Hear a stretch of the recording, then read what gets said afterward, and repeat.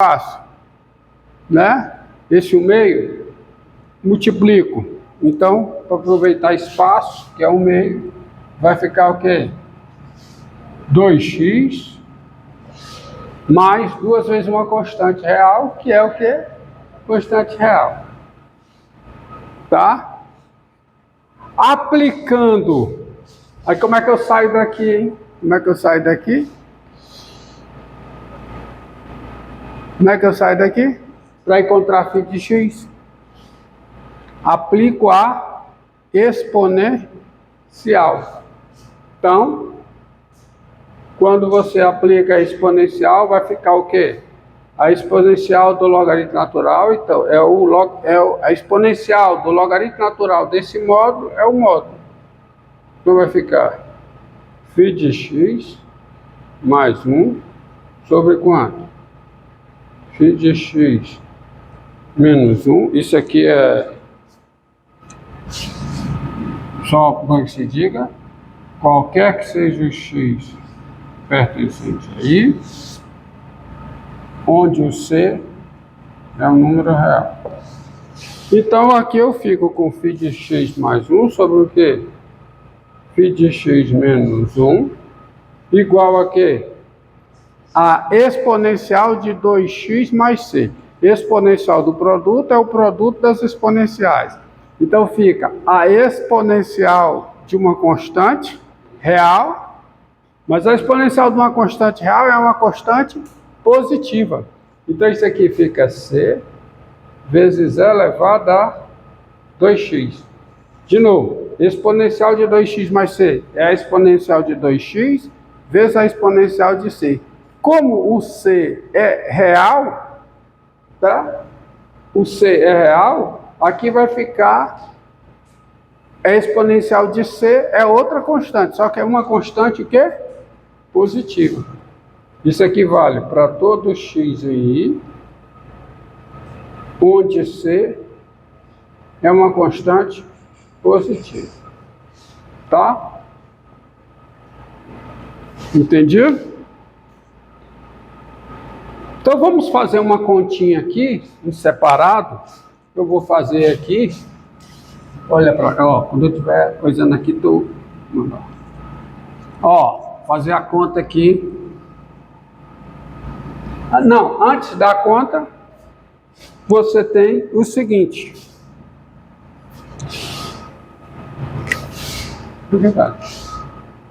O que dá a seguinte coisa. Observem aqui. Aqui é um argumento. Olha o argumento aqui. Essa função aqui, ela é diferenciável em i. Portanto, em i ela é contínua. Tá? Então, o que está dentro desse módulo é uma função contínua. E o seu módulo é c vezes e elevado a 2x, qualquer que seja x aí, onde c é positivo. Ou seja, essa função aqui que está dentro, ela é diferente de zero, porque o seu módulo é um número positivo. Então, ela é diferente de zero em todos os pontos do seu domínio. Uma função contínua em i, que é diferente de zero em todos os pontos do seu domínio. Portanto, ao longo de i, ela não pode ser positiva em um ponto e negativa em outro ponto. Porque pelo teorema do valor intermediário, ela teria de ser zero em algum ponto, entre esses dois pontos, onde ela é positiva e negativa. Você está entendendo o argumento?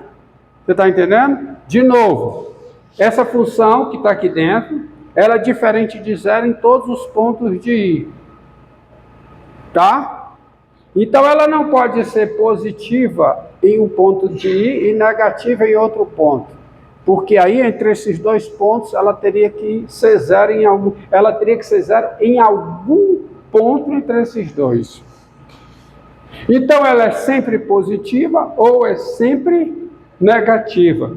O que dá o quê? O que dá φ de x mais 1 sobre o quê? Sobre φ de x menos 1 igual a quê? Igual a c vezes e elevado a 2x qualquer que seja o x pertencente a i, onde c é uma constante o quê? Diferente de zero. Se o c é positivo, essa função é sempre positiva. Se o c é negativo, essa função é sempre o quê? Negativa. Tá? Tá bom? Deste modo, você vai ter o seguinte. Agora, eu quero escrever, eu quero economizar aqui, aí como é que você resolve isso aqui, ó? Tá? Vamos fazer em separado aqui. Quando é que φ de x é uma conta, eu vou fazer em separado. φ de x mais 1 sobre φ de x menos 1 é igual a c vezes elevado a 2x.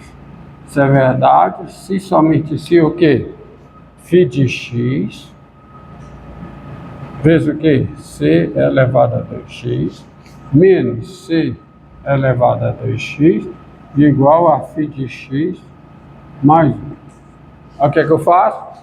O que tem φ de x eu levo para o lado esquerdo, então eu vou ficar com φ de x vezes o quê? C elevado a 2x menos 1 igual a quê? Igual a C vezes elevado a 2x mais 1. Então, se somente C o quê? Que dá, portanto, que φ de x igual a quê? A C vezes elevado a 2x mais 1 dividido por C vezes elevado a 2x menos 1. Concordam comigo? Tá? Então, isso é, você tem essa igualdade se somente se essa. Ok? Tá certo? Tá? Passa para cá, coloca o φ de x em evidência, né? Passa para cá, então você tem isso aqui. Ou seja, você tem o quê?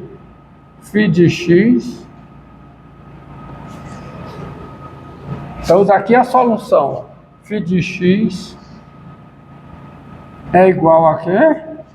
É igual a C vezes elevado a 2x mais 1 dividido por C vezes elevado a 2x menos 1, qualquer que seja o x pertencente a i, onde C é um número real diferente de zero.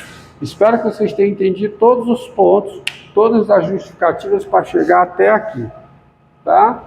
Você, ó, isso aqui, daqui para cá, é por causa do teorema de existência e unicidade, certo? E esse pulo daqui para cá,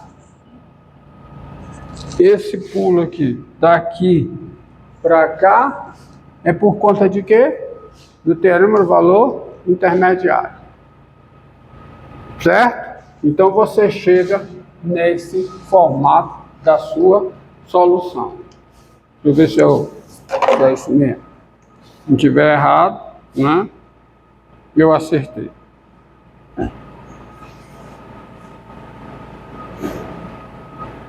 Bem.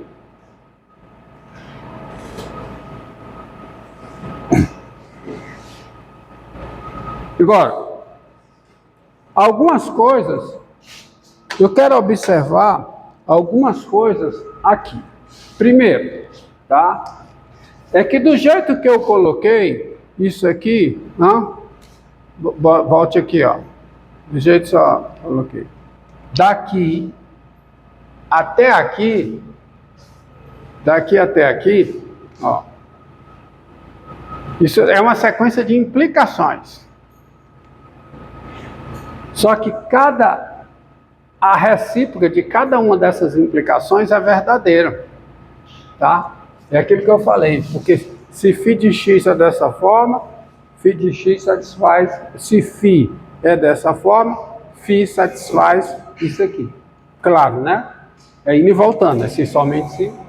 Se φ satisfaz isso aqui, satisfaz isso. Se φ satisfaz isso, satisfaz a de cima. Aí satisfaz a anterior, aí eu chego aqui e fio a solução da equação diferencial.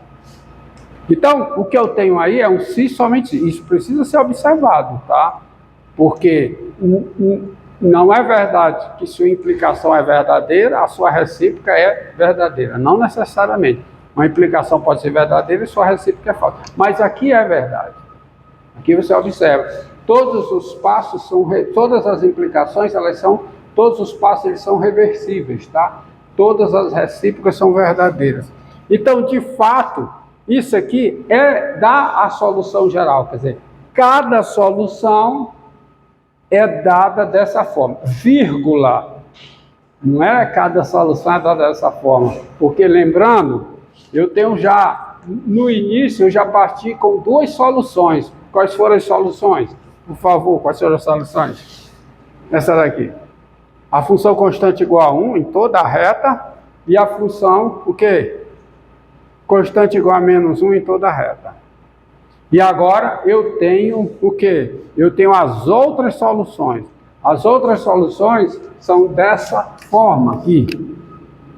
Onde C é uma constante diferente de zero. Porque essa função, desse modo, essa função não é menos 1 e essa função não é constante igual a menos 1 e não é constante igual a 1 se o C é diferente de zero. Agora que coisa curiosa, ó. Se você assumir que C é real, o C pode ser zero, não pode? E se o C for zero, quanto é que dá isso aqui para todo x? Menos 1. Quer dizer que essa fórmula geral, se eu colocar C real, ela incorpora a φ2, que é a função constante igual a menos 1, em toda a reta, tá? Ela fica igual a menos 1, definida em toda a reta. Agora, cuidado! Olha, uma coisa que deve ser observada aqui. Posso apagar isso? Posso apagar? Isso aqui é só para chegar nessa forma. De fato, como eu vou precisar de espaço aqui para as minhas argumentações, que esse exemplo, eu quero fazer umas observações, tá, pensando no teorema de existência e unicidade, que o teorema de existência e unicidade diz, no caso dessa equação aqui, ó, por causa desse formato, porque f de y são contínuas em R2, por cada ponto do plano passa uma e somente uma solução, definida no intervalo maximal, tá? O intervalo máximo da φ1 e φ2 é a reta toda. Mas será que isso é verdade para toda solução? Quer dizer, o intervalo maximal, quer dizer, as soluções maximais estão definidas em toda a reta? Tá?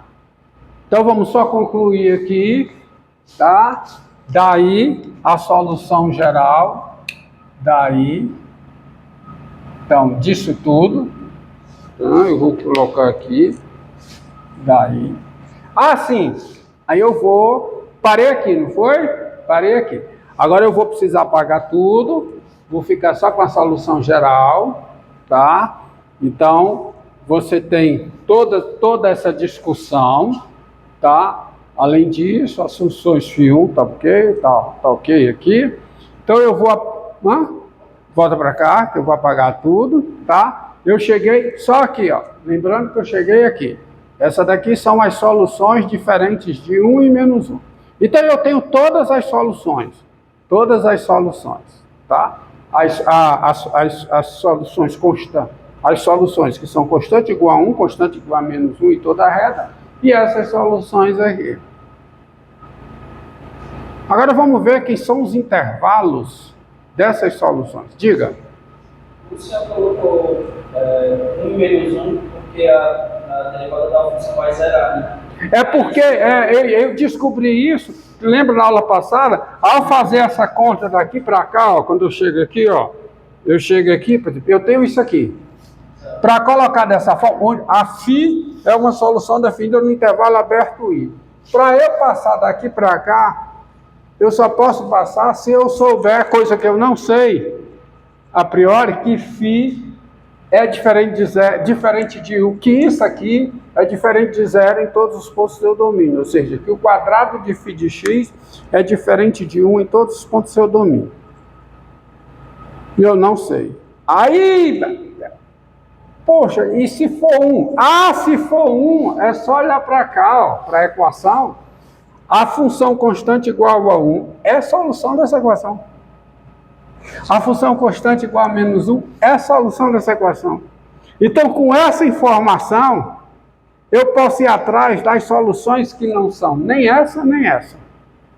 Ou seja, se I é um intervalo aberto e φ de I em R é uma solução da equação que restrita I não é a φ1, tal que a φ1 restrita I não é a φ e a φ2 restrita I não é a φ, isto é, a φ não é constante igual a 1, nem é constante igual a menos 1 no intervalo I, então pelo teorema de existencialidade ela tem que ser diferente de 1 e de menos 1 em todos os pontos de I. Tá certo? Essa é a sacada. Quer dizer, na hora de tentar fazer essa passagem daqui para cá, aí eu tenho um impedimento, mas esse impedimento eu resolvo pelo teorema de existência e unicidade. Porque eu pego logo duas soluções, a constante igual a 1, constantemente, saco essas duas soluções e vou atrás das demais. E aí eu posso fazer essa conta. Entendeu a utilidade do teorema de existência e unicidade? Tá? É fundamental. Então veja bem, ó, tá? Então você tem que isso aqui constante, você chega aqui, então vou apagar tudo isso, tá? Tudo isso que eu fiz, né? Tudo isso que eu fiz, colocar um pontinho aqui, que tem um bocado de coisa que eu fiz, que é tudo isso. E aí, quando eu chego aqui, daí a solução geral, tá? Daí, tá certo? Portanto, a solução geral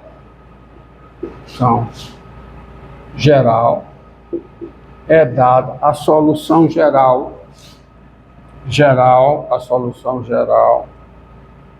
φg é dada por, vamos lá, você vai entender. φg de x é igual a quê? AC vezes E elevado a 2x mais 1 sobre C vezes E elevado a quê? A 2x menos 1, tá? Tá? Onde C é positivo? Onde C é positivo, não. Onde C é diferente de zero. Ou φg de x é igual a menos 1, é igual a menos 1 qualquer que seja o x real, ou φg de x é igual a 1 qualquer que seja o x real. Eu tenho todas as soluções. Tá? Essas daqui estão definidas em todo o x real, essa daqui também está definida em todos os x reais. E essa? Essa, você observa o seguinte. Se o C é negativo, isso aqui nunca é zero. Esse denominador nunca é zero. Concorda? Se o C é negativo. Porque essa expressão C vezes elevado a 2x é negativo, menos 1, negativo, né? Isso aqui está tudo negativo. E está diferente de zero. Então, se o C é negativo, o domínio dessa solução aqui é os reais. Mas se o C for positivo, o domínio não é o conjunto dos números reais, é? Não é o conjunto dos números reais. Entendeu? Então tem um ponto onde ela é zero. E aí, como é que fica? Como é que fica a história? E como é que eu harmonizo isso com o que diz o teorema de existência e unicidade? Por todo ponto tem uma solução. Bem, o fato de nem todas as soluções de nem toda solução ter domínio R, não contradiz o teorema de existência e unicidade. Porque o que está acontecendo é o seguinte, olha aqui, o que está acontecendo é o seguinte.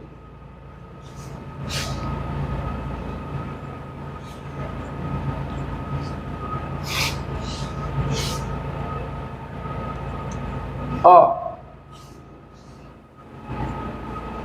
Você olha para cá, para essa função, e você veja o seguinte.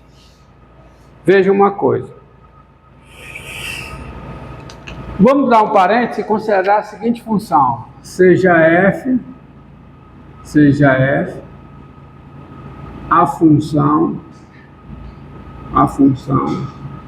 dada por, vou colocar de azul para destacar, f de u igual a u mais 1 sobre u menos 1. Para todo u diferente de 1, né? O domínio dela, né?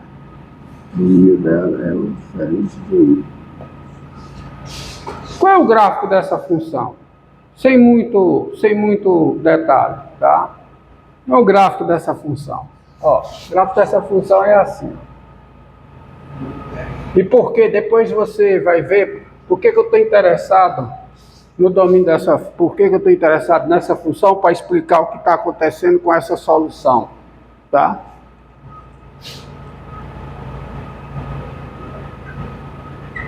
Essa função não passa pelo 1.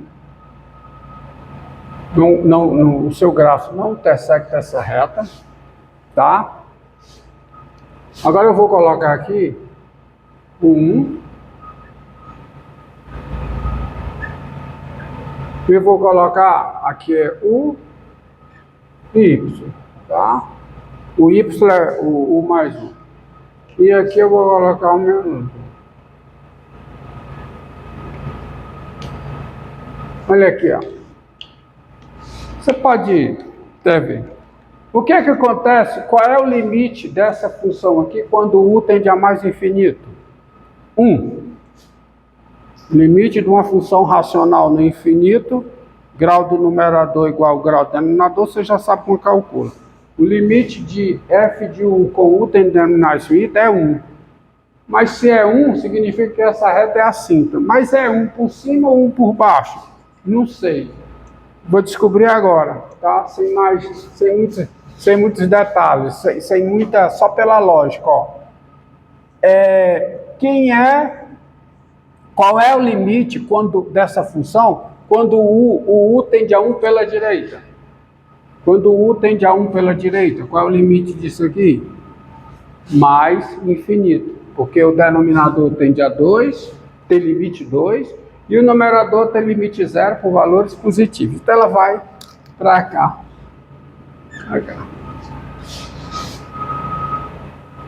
E quando o u tende a 1 pela esquerda? Quando o u tende a 1 pela esquerda, o numerador tem limite 2, o denominador tem limite 0 por valores negativos. Então ela vem para menos. Qual é o valor dessa função no zero? Qual é o valor dessa função no zero? Qual é? Menos 1. Então ela passa por aqui. E quando isso aqui eu vou exagerar um pouco para fazer sentido no desenho, tá? E qual é o valor, tá? E quando é que ela é zero? Quando é que ela é zero? Quando u é igual a menos 1. Então ela passa, tá aqui o menos 1, essa função passa por esse ponto. E qual é o limite dessa função em menos infinito? É 1. Quando o u tende a menos infinito, o limite disso aqui é 1. Tá? Vem para cá. Mas como é? Como é que é essa função? Bem, olha quem é a derivada de f.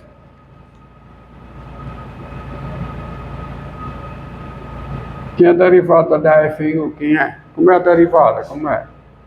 Derivada do numerador, que é 1, né? É 1 vezes o denominador, então dá u menos 1, menos, aí repete o numerador, vou dar o numerador, u mais 1, vezes a derivada do denominador, que é quanto?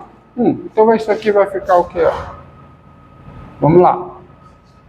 Menos o numerador vezes a derivada do denominador. Quanto é a derivada do denominador? 1. Então vai ficar menos 1 menos 1. Sobre quem?